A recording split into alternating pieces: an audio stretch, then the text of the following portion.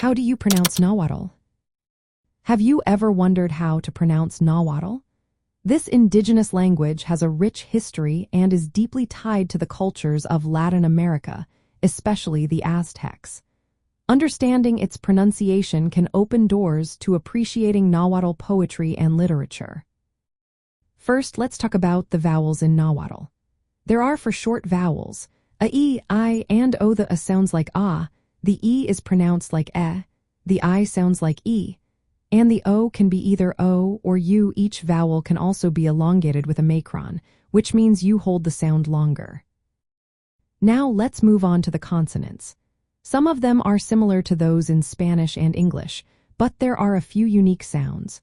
For example, the letter C before E or I is pronounced like S, while before other vowels it sounds like K. The combination ku is pronounced like KW.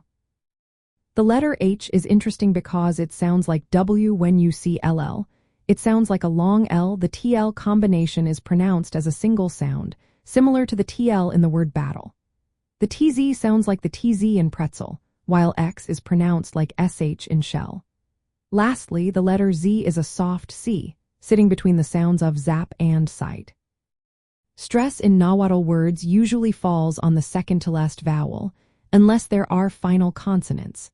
This pattern creates a rhythm that is important in spoken language. Understanding how to pronounce Nahuatl is essential, especially if you want to appreciate its poetry. Nahuatl poetry often relies on precise sounds to convey meaning and rhythm. For those interested in Latin American history and indigenous cultures, learning this language can deepen your connection to the region's heritage.